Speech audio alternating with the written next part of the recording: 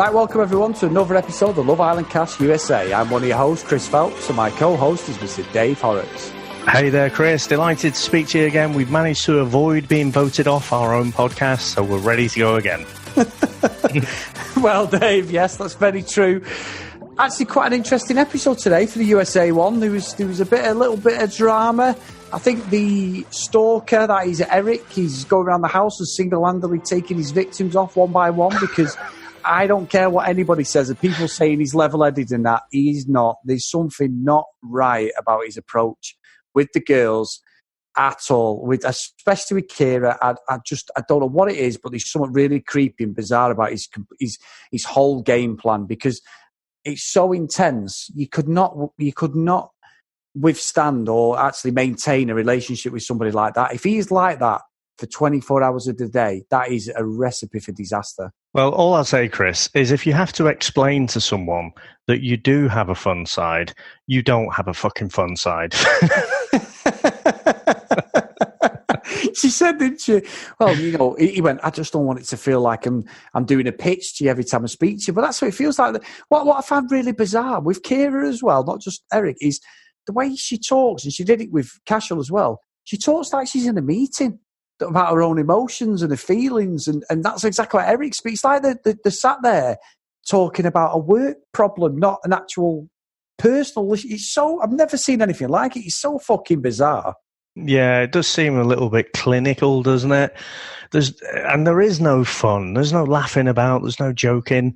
Flipping over. I mean, Weston seems to be cracking on with Kelsey, but yeah, you see a little bit of fun there, don't you? But with Eric, it's just like, he's come in there and he's made a beeline. He had that initial date with Caro, clearly not interested there. But then he's just made his mind up that he's going to go after Krya. And you're right, it's like they're trying to deconstruct some business problem or something. And I think he's sort of taken advantage over the fact that, obviously Krya and Cashel aren't quite getting on. And so he's just a bit strange. And, he's talking himself up about how he's, worked since he was 16. And I don't know, I don't like it when you're getting down into those what we'd call sort of brass tacks discussions, so early on. For me, it should be a bit fucking fun in the early days, shouldn't it? Or else what's the point? Well, as a complete opposite, and every personality, everyone has different personalities. Me and you've got different personalities. Everyone has. Opposites attract. We know that. But in the same respect, look at Zach and Elizabeth. It looks so real, so organic. They were discussing through the episode, weren't they? They go on a date, they discuss about how she can't wait for him to meet her parents and that. And off the UK one and the US one, they seem really, really genuine, Dave. You don't hear that on any of the other shows, especially the UK one, because they're all after these fucking deals afterwards, aren't they, for the magazines and all that other crap that comes with it. These two just genuinely seem like...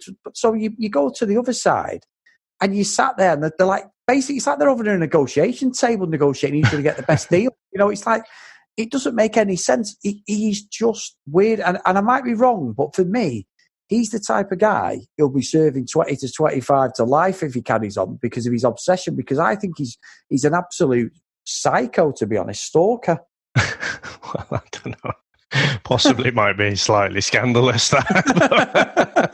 I don't know. I do think... Tell me how it is, Dave.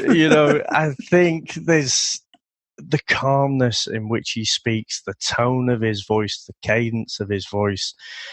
There is something, I said it yesterday, I'm going to say it again, a bit serial killer about him. And the way he just is completely single-minded. Now, I think, especially having... she's not even quite come out of that relationship with Cashel, and I'll get onto that in a sec. But getting someone in that frame of mind where she maybe feels that the person they're coupled up with is a bit wishy-washy, and I can see the attraction of someone who's just like, this is what I want, I'm going to go after it. And I'd have to question, well, okay, so why are you this age and in Love Island then? If you have absolutely gone after everything, hell for leather, and put this much into it, you shouldn't be on this show. So there is something that just doesn't add up there. No, it doesn't. And he reminds me very much, as you said, serial killer, of one of my funniest characters. He was also a psycho. Have you ever heard of Patrick Bateman, Dave? No. Christian Bale, the American Psycho. Oh, right, yeah. So Yeah. I was just trying to process that. The funniest but absolute psycho. Yeah. Like, you don't often hear those two things coupled up in the same sentence, do you? Dave, you should know by now that nothing I say makes logical sense sometimes. But I mean, he was a character that you shouldn't laugh at, but you did because he was just an absolute head case. And this Eric guy is giving me the willies, Dave. Well, I mean, what do you make to Kira's role in this? Because she seemed to go off on Cashel a bit and said, why are you getting angry? I don't know if they cut that bit out where he was getting angry, or the fact that he's so chilled out most of the time. If he starts to approach a normal kind of tone, she interprets that as him being angry. But I didn't actually see that. It was a weird interaction between them two. But I was left wondering, well, I don't know what you've got to complain about. You've friend-zoned him. He's obviously cut up about it. He can't just switch his feelings off like a light bulb. But you two are kind of over. So he needs to kind of crack on. That doesn't mean he's going to seeing you crack on with someone else. So it's very awkward between those two at the minute. And I think they've probably gone beyond the point of no return, I think. Yeah, I think you are right. I think it's one of these where she doesn't want him, but she doesn't want anyone else to have him. So that's how it seems to me anyway, personally. And what I found bizarre, though, is when she said to him as well, I really like you. I think you're really attractive, or, these, and then just walked off. You're thinking, right, well, kiss him or do something. But it was like just an idle chat. They see somebody who they casually know, and it was just bizarre. But she then goes and speaks to Elizabeth and Alexandra, and straight away they both said, I don't like him. Don't like him one bit. I thought it was interesting because we'd said, we didn't feel easy about him yesterday, but essentially, you're watching an edited show, so you're not seeing everything. So to have the girls say that, and then to see Weston was having a chat with the boys, wasn't he? And they don't like him either. There's something really wrong with him. And I think what Eric hasn't quite worked out in his game plan, that if he ends up in that kind of last two, which he very nearly did tonight, then the Islanders have got to vote for you to keep you in. Yeah, but the problem is, Dave, you are right. Tomorrow's episode is a recoupling, and it's down to Kira. So I think looks like it, doesn't it? Yeah, Cashel's going to be on his own, and I think the problem is we're saying it's about Eric, but she's obviously taking it in. She's buying into it, even though there's alarm bells all around her from various. But she even said to him, "The lads and the girls don't think much of you. They think you're a bit edgy and all that." She's still chasing it. So at the end of the day, you reap what you sow. And if she does get burned, it's her own fault as well, Dave, because we can see it. Obviously, we're just watching the show. I'd like to think she's got a bit more about it. It could be it's a match made in heaven. They marry and have 4 kids, and he isn't a psycho. He's a lovely bloke. But I'd like to also think that I have got a brain of being on this planet for 40 years. And usually when you have a premonition or a sort of feeling about someone like this, you're not far wrong most of the time. And those years of experience do tell you that someone who comes in and says all the right things knows exactly what all the right things are. He's not saying those things by accident. He's said them plenty of times before. So I just think I don't buy it at all, one bit. But I agree, in the short term, it's going to have an effect. And I think she will go and vote to couple up with him. And Cashel will be, I feel a bit guilty now about playing that All By Myself song the other day. But I think Cashel's going to end up out on his ear if anyone, because who else is going to vote to keep him in? I mean, Christina, I guess, she looks to be on the losing side of that love triangle with Weston and Kelsey at the moment. But, that's a long shot. I think it'll be Cashel going on. Yeah, I do as well. I think you're completely right. And they're motoring along now, Dave, to be fair. The show's motoring along. I'm not sure, I'll be honest with you, we're in the 3rd week now. I am not sure whether this format works, Love Island, over a 4-week period. I think the UK one's got it right at 2 months. It's just enough where you come to the end of it like, right, we've had enough now. We know in the UK when it's kicking off left, right, centre if you've not watched it, but it's coming to the point where in the last few episodes, this American one, I'm not 100% bought in that 4 weeks is the right time period because it's going to be a massive cull next week. Yeah, I mean, it does seem it's difficult, isn't it? You know, there's not many people I wouldn't have thought, Chris, on this planet who are crazy enough to start trying to get into these two series in the UK and the US and then deconstruct them with conversations after we've watched the episodes. So we're probably in a fairly unique position, I would have thought, where we're crazy enough to do that.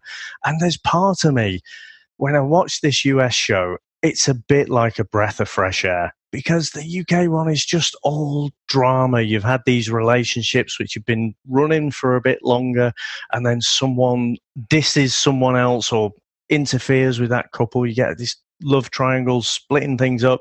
It just seems to be like you're going for 12 rounds with Mike Tyson. You know, it's been so much drama. Whereas this one, it seems just a bit lighter. And I feel like, you know, this is a leisurely jog. But, you know, if I was watching it in isolation, would I feel that way? I don't know. So I think it's really difficult for us to say. But what you can say, you know, good or bad, I mean, the UK one at the moment just has a lot more drama. And, you know, the bastards at those production offices have got it nailed where they just show you a little bit of what's going to happen tomorrow. So you've just invested an hour in watching a show. They show you a few seconds of what's going to happen tomorrow. And you've almost forgot about that episode. You're like, oh, fucking hell, I can't wait till tomorrow now.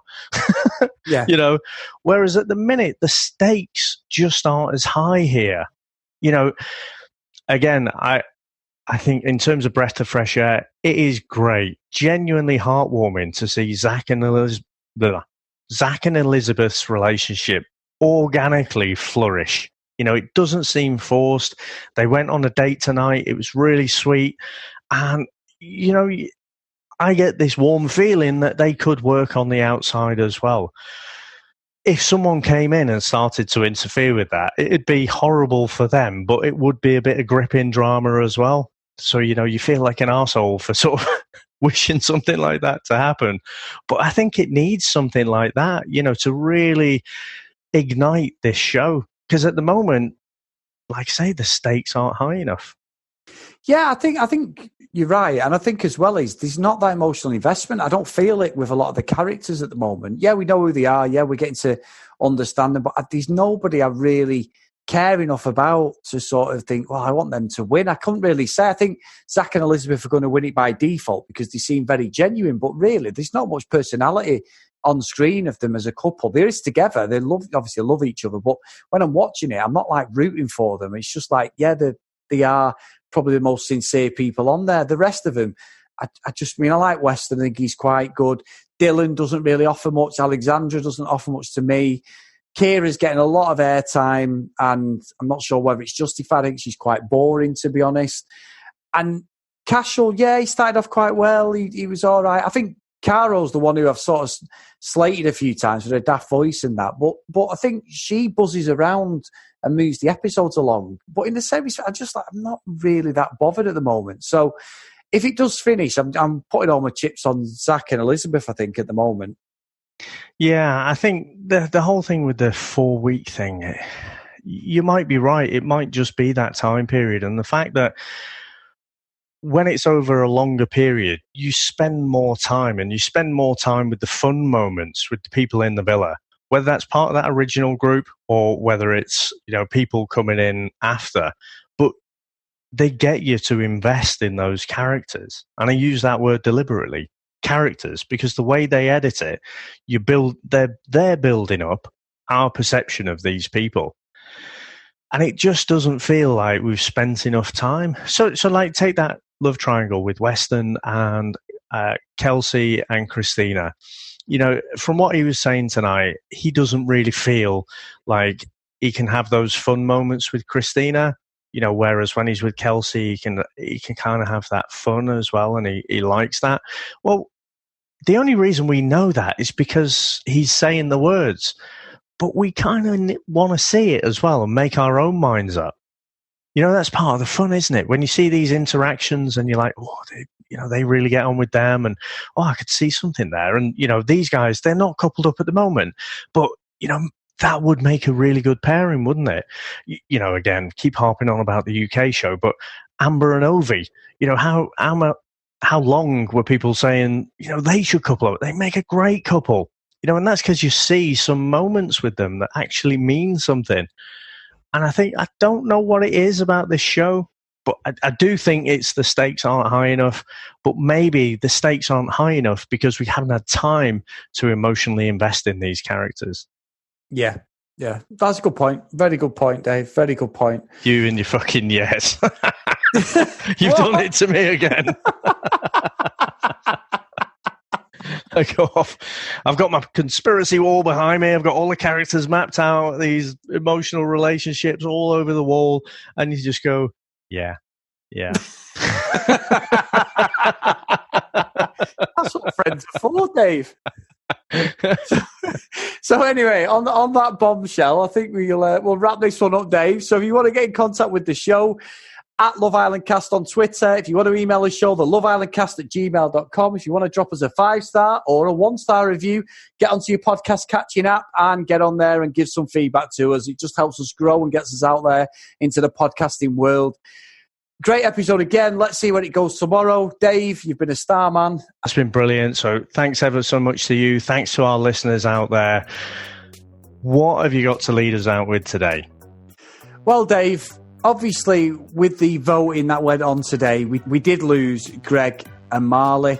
I'm going over to Fiji, Dave, to try and find Marley's other eyebrow. We'll see you next time.